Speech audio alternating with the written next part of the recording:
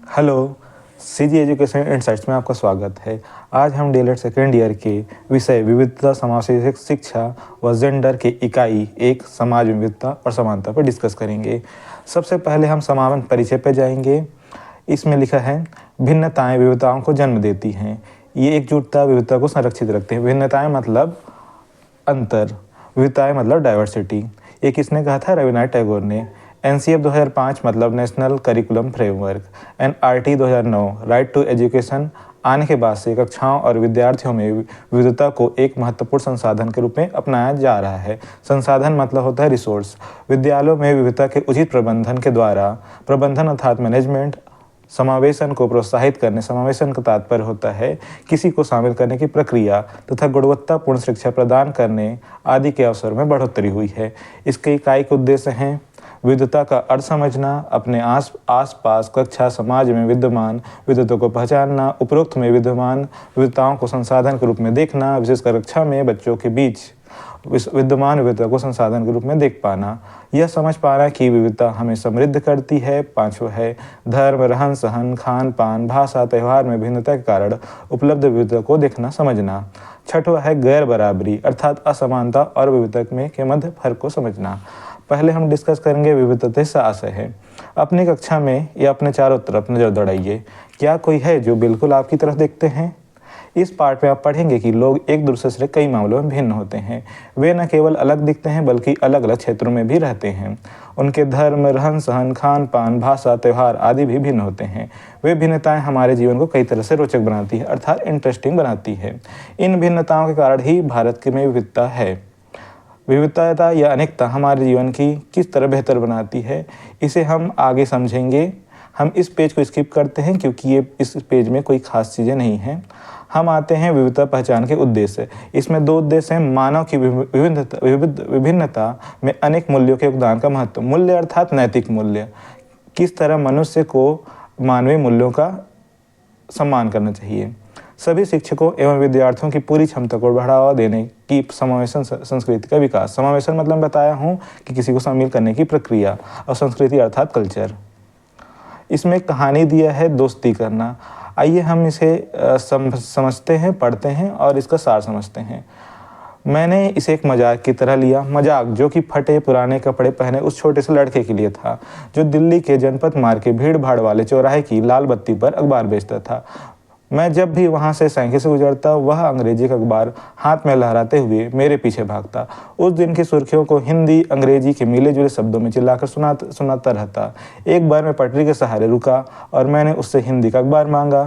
उसका मुंह खुला सा रह गया। उसने पूछा, मतलब आपको हिंदी आती है? बिल्कुल, मैंने अखबार के पैसे देते हुए कहा। क्यों, तुम्हें क्या सोचा? वह रुका। पर आपको लग के तो आप अंग्रेज जैसे दिखते हैं। वह बोला, मतलब कि आप हिंदी पढ़ भी सकते हैं? हाँ, बिल्कुल पढ़ सकता हूँ। इस बार मैं थोड़ा अधीर होकर बोला, मैं हिंदी बोल सकता हूँ, पढ़ सकता हूँ और लिख भी सकता हूँ। मैं स्कूल में दूसरे सब्जेक्ट जिसे हम हिंदी में विषय कहते हैं, सब्जेक्ट। उसने पूछा। अब जो कभी स्कूल नहीं गया ही नहीं, उसे क्या समझाता कि सब्जेक्ट क्या होता है? वह कुछ होता है, मैंने टालते हुए कहा। मैंने शुरू किया ही था कि बत्ती हरी हो गई, मतलब ट्रैफिक की, और मेरे पीछे गाड़ियों को हॉर्न का शोर 100 गुना बढ़ गया। मैंने भी अपने हाथ को ट्रैफिक के साथ आगे बढ़ने दिया। अगले दिन वह फिर से वहाँ था। वह मुस्कुरा रहा था और मेरी तरफ हिंदी का अखबार बढ़ाते हुए उसने कहा, भैया आपको अखबार, यह बताइए ये सब्जेक्ट होता क्या चीज़ है? अंग्रेजी का यह शब्द उसकी जुबान पर अजीब सा लग रहा था। ऐसा लगा मानो अंग्रेजी में सब्जेक्ट शब्द का जो दूसरा अर्थ होता है प्रजा, उस अर्थ में उसका प्रयोग कर रहा था, क्योंकि उसे मालूम नहीं था कि प्रजा उसको लगा कि सब्जेक्ट का ही कोई दूसरा अर्थ है। ओह, यह कुछ पढ़ाई लिखाई से संबंधित है, मैंने कहा। उसके बाद चूंकि बत्ती लाल हो गई थी, सो मैंने पूछा, तुम कभी स्कूल गए हो? कभी नहीं, उसने जवाब दिया। फिर बात बढ़ाते हुए उसने गर्व से कहा, मैं जब इतना ऊंचा था, मतलब हाथ दिख के इशारा करता था, मैंने काम करना शुरू कर दिया था। उसने मेरी साइकिल गद्दी के बराबर अपने आप को नापा। पहले मेरी माँ मेरे साथ आती थी, लेकिन अब मैं अकेले ही कर लेता हूँ। अभी तुम्हारी माँ कहाँ रहती है? मैंने पूछा। पर तब तक बत्ती हरी हो गई और मैं चला गया। मैंने उसे अपने पीछे कहीं से चिल्लाते हुए सुना, वह मेरठ में है और उसके साथ। बाकी ट्रैफिक के शोरगुल में डूब गया। मेरा नाम समीर है, उसने अगले दिन कहा और बड़े शर्माते हुए मेरा नाम पूछा। आपका नाम? यह तो बड़े आश्चर्य की बात है कि मेरी साइकिल डगमगाएगी। मेरा नाम भी समीर है, मैंने बताया। क्या? उसकी आंखें एकदम से चमक उठी। हाँ, मैंने मुस्कुराते हुए कहा। तुम्हें पता है समीर का अर्थ क्या होता है? हवा, पवन। और पवन पुत्र कौन है जानते हो ना? हनुमान। तो अब तो आप समीर 1 और मैं समीर 2, उसने खूब खुश होते हुए कहा। हाँ ठीक है, मैंने जवाब दिया। आप अपना हाथ आगे बढ़ाया। हाथ मिला समीर 2। उसका छोटा सा हाथ मेरे हाथ में एक नन्ही चिड़िया की तरह समा गया। मैं साइकिल चलाकर आगे बढ़ चुका था, पर उसके हाथ की गर्माहट अब तक महसूस कर रहा था। अगले दिन उसके चेहरे पर उसकी चिर परिचित मुस्कान नहीं थी। मेरठ में बड़ी गड़बड़ हो गई है, उसने कहा। वह दंगों से बहुत लोग मारे गए हैं। मैंने मुख्य अखबार की सुर्खियों की तरफ देखा। बड़े बड़े अक्षरों में लिखा था सांप्रदायिक दंगे, मतलब जहां धर्म या जाति के आधार पर दंगे होते हैं। लेकिन समीर, मैंने शुरू किया था, मैं मुस्लिम समीर हूँ, वह बोल पड़ा। और मेरे सभी लोग मेरठ में हैं। उसकी आंखें भर आई। जब मैंने उसके कंधे पर हाथ रखा, उसने नजर ऊपर नहीं उठाई। अगले दिन वह चौराहे पर नहीं था। न अगले दिन वह दिखा, न आगे भी कभी दिखेगा। अंग्रेजी और हिंदी का कोई अखबार मुझे नहीं बता सका कि मेरा समीर 2 आखिर कहाँ है। इसमें कुछ प्रश्न दिए हैं जिसके जवाब मैं आगे दूंगा। पहला प्रश्न है, समीर 1 और समीर 2 में कोई 3 अंतर लिखे जिसे आप विविधता के रूप में देखते हैं। दूसरा प्रश्न है, क्या ये अंतर उन्हें दोस्त बनने में से रोक पाए? नहीं तो क्यों? और तीसरा है, आपके आसपास या कक्षा में एक ही नाम वाले व्यक्ति या विद्यार्थी हैं, उनसे आप कौन सी विविधता पाते हैं? तो ऊपर के 2 क्वेश्चन हैं, उसके आंसर कुछ इस प्रकार होंगे। जहां समीर 1 को अंग्रेजी ज़्यादा अच्छी आती थी, वह समीर 2 हिंदी बोलता था। हालांकि दोनों की भाषाएं अलग है, फिर भी दोनों एक दूसरे से बात कर पाए। उन्होंने उसके लिए प्रयास किया, क्योंकि उनके लिए बात करना ज़्यादा महत्वपूर्ण था। समीर 1 और समीर 2 की धार्मिक व सांस्कृतिक पृष्ठभूमियाँ अलग हैं। जहाँ समीर 1 हिंदू है, वहीं समीर 2 मुस्लिम है। दोस्ती हुई क्योंकि दोनों दोस्ती करना चाहते थे। खान पान, पहनावा, धर्म और भाषा की भिन्नताएं विविधता के रूप में पहलू है। अपनी विविध धार्मिक और सांस्कृतिक पृष्ठभूमि के अलावा समीर 1 और समीर 2 कई तरह के मामलों में एक दूसरे से अलग थे। उदाहरण के लिए समीर 1 ने स्कूल की पढ़ाई की थी, जबकि समीर 2 अखबार बेचता था। समीर 2 को स्कूल जाने का मौका मिला ही नहीं था। आपने संभवतः अपने इलाके में ऐसे कई लोगों को देखा होगा जो गरीब हैं, जिनकी भोजन, घर, कपड़े की जरूरत भी पूरी नहीं होती है। यह फर्क उस फर्क से अलग है जिसके बारे हमने पढ़ा। यह विविधता का रूप नहीं, बल्कि गैर बराबरी का रूप है। गैर बराबरी का मतलब है कि, इसको नोट कर लीजिएगा, गैर बराबरी का अर्थ है कि कुछ लोगों के पास न तो अवसर है, न जमीन है, न पैसे हैं, न संसाधन जो दूसरों के पास हैं। यह लोगों के बीच असमानता यानी गैर बराबरी को दर्शाता है। जाति व्यवस्था असमानता का एक अन्य रूप। जाति व्यवस्था असमानता का एक और उदाहरण है।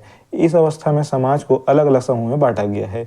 इस बंटवारे का आधार है कि लोग किस तरह का काम करते हैं। लोग जिस जाति में पैदा होते हैं उसे बदल नहीं सकते। उदाहरण के लिए, अगर आप कुम्हार घर में पैदा हो गए तो आपकी जाति कुम्हार होती है। आप बस वही बन के रह सकते हैं। कोई व्यक्ति जाति से जुड़ा अपना पेशा भी नहीं बदल सकता, इसलिए उस ज्ञान के अलावा किसी अन्य को हासिल करना जरूरी नहीं समझा जाता। इसे गैर बराबरी पैदा होती है। यह वर्ण व्यवस्था का एक उदाहरण है। असमानता एक दृष्टिकोण है, इसे नोट करिएगा। असमानता एक दृष्टिकोण है जिसे धर्म, आस्था, क्षमता आदि के आधार पर बने समूह में परस्पर ऊंच नीच की भावना दिखाई देती है, जिसके कारण जाति, धर्म, लिंग, परंपराओं आदि के आधार पर समाज में स्पष्ट विभेदीकरण दिखाई देता है, जो अनुचित है। विभेदीकरण मतलब डिफरेंशिएशन। फिर भारत में विविधता, इसको नोट करते चलिएगा। भारत विविधताओं का देश है। हम विभिन्न भाषाएं बोलते हैं, विभिन्न प्रकार के खाना खाते हैं, अलग अलग त्यौहार मनाते हैं और भिन्न भिन्न धर्मों का पालन करते हैं। धर्म हैं कितने प्रकार के कि हिंदू, मुस्लिम, सिख है, जो मुख्य रूप से भारत में धर्म माने जाते हैं। लेकिन गहराई से सोचे तो वास्तव में हम एक ही तरह की चीज़ें करते हैं, लेकिन हमारे करने के तरीके अलग हैं। भारतीय संस्कृति की विविधताओं का अनेक लेखनों में वर्णन किया गया है। नोबेल पुरस्कार विजेता डॉक्टर अमर्त्य सेन ने कहा है कि भारतीय संस्कृति परंपराओं एवं विविधता का सर्वोत्तम उदाहरण है। यह भारत की अमूर्त विरासत है। हम जानते हैं कि भारत विविधताओं का देश है। यहाँ विविधता से ही भारत बना है। इस विरासत की संपूर्ण व्याख्या ICH मतलब इंडियन कल्चर हेरिटेज में यूनेस्को द्वारा की गई है, जिसके व्यापक स्तर पर संपूर्ण विश्व के विविध अनुभवों एवं सोचों जैसे पद्धतियों, प्रतिरूपणों, अभिव्यक्तियों के ज्ञान, कौशल, उद्देश्यों, वास्तुशिल्पों, उनके संबद्ध सांस्कृतिक परंपराओं का उल्लेख है, जो कि कुछ मामलों में समुदायों, समूहों, व्यक्तियों द्वारा सांस्कृतिक विरासत के रूप में स्थापित है। यह यूनेस्को एक अंतर्राष्ट्रीय संस्था है जिसका कार्य है दुनिया भर के विरासतों और संस्कृति की संरक्षण करना। हम विविधता को कैसे देखते हैं, इसे आइए समझते हैं।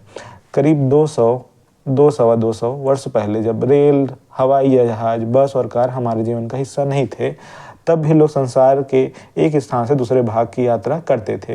वे पानी के जहाज से घोड़ों, ऊंट पर बैठ जाते थे और फिर या पैदल चलकर यात्रा करते थे। अक्सर यात्राएं खेती और बसने के नई जमीन की तलाश में या फिर व्यापार के लिए की जाती थी। क्योंकि यात्रा में बहुत समय लगता था, इसलिए लोग नई जगह पर अक्सर काफ़ी लंबे समय तक ठहर जाते थे। इसके अलावा सूखे और अकाल के कारण भी कई बार लोग अपना घर बार छोड़ देते थे। उन्हें जब पेट भर खाना तक नहीं मिल पाता था तो वे नई जगह जाकर बस जाते थे। कुछ लोग काम की तलाश में तो और कुछ लोग युद्ध के कारण घर छोड़ देते थे। लोग जब नई जगह में बसना शुरू कर देते थे तो उनके रहन सहन में थोड़ा बदलाव आ जाता था। कुछ चीज़ें वे नई जगह की अपना लेते थे, कुछ चीज़ों में वे पुराने ठर्रे पर ही चलते रहते थे। इस तरह उनकी भाषा, भोजन, संगीत, धर्म आदि में नए और पुराने का मिश्रण होता है। उनकी संस्कृति और नई जगह संस्कृति का आदान प्रदान होता है। धीरे धीरे एक मिश्रित यानी मिली जुली संस्कृति उभरती है। अलग अलग क्षेत्रों का इतिहास देखें तो हमें पता चलता है कि किसी तरह विभिन्न संस्कृतियां प्रभाव ने वहां के जीवन संस्कृति को काट देने में योगदान दिया। इस तरह से कई क्षेत्र अपने विशिष्ट इतिहास के कारण विभिन्न विविधता संपन्न हो जाते हैं। जैसे कि हम देखते हैं कि भारत में शुद्ध हिंदी न रहकर फारसी, उर्दू आदि का मिश्रण हो चुकी है। भौगोलिक स्थितियां विविधता का एक कारक। लोग अलग अलग तरह की भौगोलिक स्थितियों में किस तरह सामंजस्य बैठाते हैं, सामंजस्य मतलब समन्वय, उससे भी विविधता उत्पन्न होती है। उदाहरण के लिए समुद्र के पास रहने में और पहाड़ी इलाकों में रहने में बड़ा फर्क है। न केवल वहाँ के लोगों के कपड़ों और खान पान की आदतों में फ़र्क होगा, बल्कि जिस तरह काम वे करेंगे वे भी अलग होंगे। शहरों में अक्सर लोग यह भूल जाते हैं कि उनका जीवन उनके भौतिक वातावरण से किस तरह गहराई से जुड़ा है। ऐसा इसलिए कि शहरों के लोग विरले ही अपने सब्जी या अनाज उगाते हैं। वे इन चीज़ों के लिए बाजार पर निर्भर रहते हैं। आइए भारत के दो भागों लद्दाख और केरल के उदाहरण के जरिए यह समझने की कोशिश करें कि किसी क्षेत्र की विविधता पर उसके ऐतिहासिक और भौगोलिक कारकों का क्या असर पड़ता है। लद्दाख जम्मू और कश्मीर के पूर्वी हिस्से में पहाड़ियों में बसा एक रेगिस्तानी इलाका है। यहाँ पर बहुत सी कम खेती संभव है क्योंकि इस क्षेत्र में बारिश बिल्कुल भी नहीं होती। इसका इलाका हर वर्ष काफ़ी लंबे समय तक बर्फ से ढका रहता है। इस क्षेत्र में बहुत ही कम पेड़ उग पाते हैं। पीने के पानी के लिए लोग गर्मी के महीनों में पिघलने वाली बर्फ पर निर्भर रहते हैं। यहाँ के लोग खास किस्म की भेड़ पालते हैं जिसे पश्मीना ऊन मिलता है। यह ऊन कीमती है, इसलिए पश्मीना शाल बड़ी महंगी होती है। लद्दाख के लोग बड़ी सावधानी से इन ऊन को इकट्ठा करके कश्मीर के व्यापारियों को बेच देते हैं। मुख्यतः कश्मीर में पश्मीना शालें बुनी जाती हैं। यहाँ के लोग दूध के बने पदार्थ जैसे मक्खन, चीज़, खास तरह का छेना एवं मांस खाते हैं। हर एक परिवार के पास कुछ गाय, बकरी, याक होते हैं। रेगिस्तान होने का यह मतलब नहीं कि व्यापारी यहाँ आने जाने के लिए आकर्षित नहीं हुए हैं। लद्दाख तो व्यापार के लिए एक अच्छा रास्ता माना जाता है क्योंकि यहाँ कई घाटियाँ हैं जिनसे गुजरकर मध्य एशिया काफिले उस इलाके में पहुँचते हैं जिसे आज तिब्बत कहते हैं, जो कि वर्तमान में चीन का हिस्सा है। ये काफिले अपने साथ मसाले, कच्चा रेशम, दरिया आदि लेकर चलते थे। लद्दाख के रास्ते ही बौद्ध धर्म तिब्बत पहुँचा। लद्दाख को छोटा तिब्बत भी कहते हैं। कश्मीर 4 साल पहले यहाँ पर लोगों का इस्लाम धर्म से परिचय हुआ। अब यहाँ अच्छी खासी संख्या में मुसलमान रहते हैं। लद्दाख में गानों, कविताओं का बड़ा ही समृद्ध मौखिक संग्रह है। तिब्बत का ग्रंथ केसर सागर लद्दाख में काफ़ी प्रचलित है।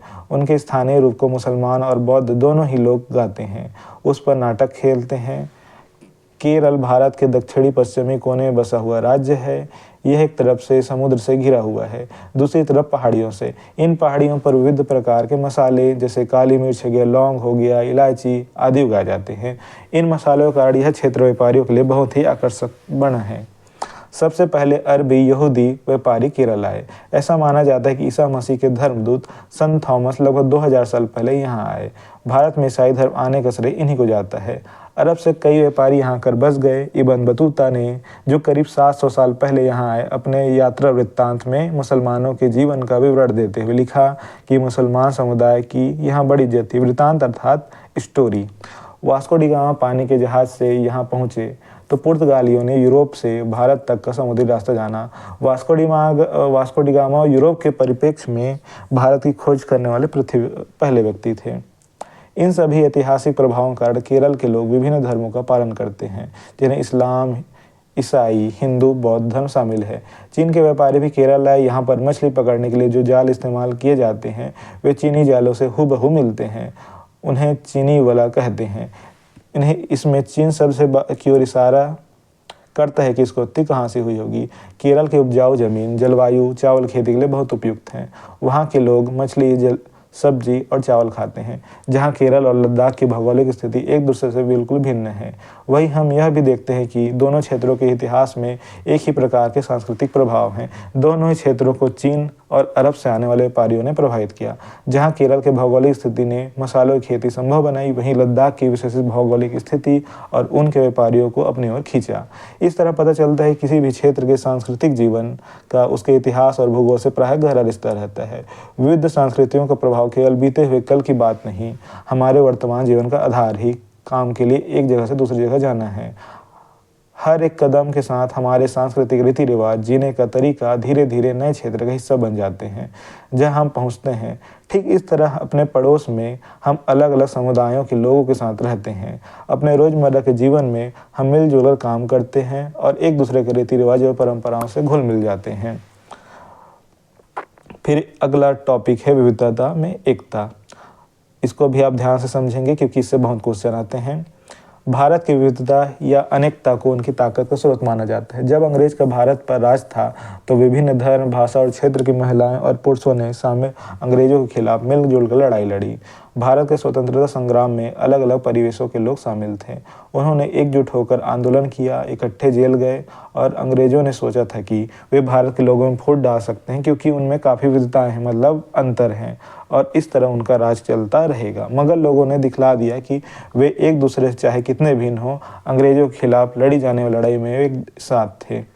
यह गीत जलियांवाला बाग हत्याकांड के बाद अमृतसर में गाया गया। इस हत्याकांड में एक ब्रिटिश जनरल ने उन शांतिप्रिय निहत्थे लोगों पर खुलेआम गोलियां चलवा दी थी जो बाग में इकट्ठे होकर सभा कर रहे थे। आपने जनरल डायर के बारे में सुना होगा, उसके ऊपर फिल्में बनी थी। महिला, पुरुष, हिंदू, मुसलमान और सिख कितने सारे लोग थे जो अंग्रेजों की पक्षपातपूर्ण नीति का विरोध करने के लिए जमा हुए थे। उनमें से बहुत लोगों की जान गई, उससे भी ज़्यादा घायल हुए। यह गीत उन शहीदों की याद में गाया था। इसमें एक गीत दिया है, आप उसे पढ़ना चाहें तो पढ़ सकते हैं, नहीं तो इसको स्किप कर सकते हैं। फिर जवाहरलाल नेहरू ने अपनी किताब भारत की खोज में लिखा था कि भारतीय एकता कोई बाहर से कोई थोपी हुई चीज़ नहीं है, बल्कि यह बहुत ही गहरी है, जिसके अंदर अलग अलग तरह के विश्वास और प्रथाओं को स्वीकार करने की भावना है। इसमें विविधता को पहचाना और प्रोत्साहित किया गया है। यह नेहरू ही थे जिन्होंने भारत की विविधता का वर्णन करते हुए अनेकता में एकता का विचार हमें दिया। हम इसमें एक रचना थी जवाहरलाल नेहरू की जिसका नाम था भारत खेल, जिसका हमें याद रखना चाहिए। अब हम कुछ चर्चा करेंगे कुछ बिंदुओं पर जिसमें चर्चा करने लायक है। पहला तो छात्राध्यापक साथ प्रत्येक बिंदु पर विस्तार में चर्चा कर समानता को समझाते हैं। पहला है पाठ्यक्रम की समानता, गणवेश की समानता। तीसरा है नियमों की समानता, समय सारणी। चौथा है सहभागिता के अवसरों की समानता। पांचवा है अभिव्यक्ति की समानता। छठवां है मूल्यांकन की समानता। सातवां है अध्ययन अध्यापन की व्यवस्था की समानता। और आठवां है वातावरण की समानता, जो कि शैक्षणिक और भौतिक दोनों हो सकती है। और अब इस पाठ का सार समझते हैं। पाठ का सार है, पहला, विद्यालयों में विविधता के उचित प्रबंधन के द्वारा समावेशन अर्थात किसी को शामिल करने की प्रक्रिया को प्रोत्साहित करने तथा गुणवत्तापूर्ण शिक्षा प्रदान करने आदि के अवसरों में बढ़ोतरी हुई है। विविधता या अनेकता हमारे जीवन को कई तरह से रोचक और बेहतर बनाती है। तीसरा है खान पान, पहनावा, धर्म, भाषा आदि की विभिन्नताएं विविधता के ही पहलू हैं। गैर बराबरी का मतलब है कि कुछ लोगों के पास अवसरों और संसाधनों आदि की कमी।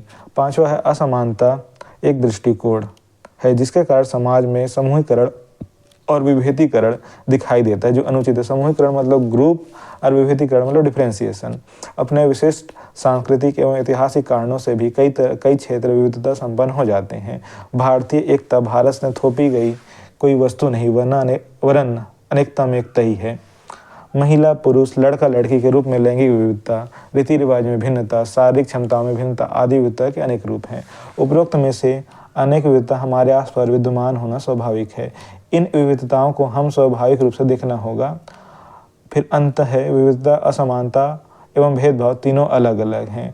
इसमें कुछ अभ्यास कार्य दिए गए हैं, लेकिन हम एग्ज़ाम पॉइंट ऑफ व्यू से देखें तो एक मैं PDF अपलोड करूँगा जो कि गूगल ड्राइव के थ्रू होगा, जिसे आप डाउनलोड करके इस पार्ट के बारे में, जिसका नाम है समाज विविधता और समानता, उसके बारे में आप जान सकेंगे और आपके डीएलएड एग्ज़ाम में वो काफ़ी मदद करेगा।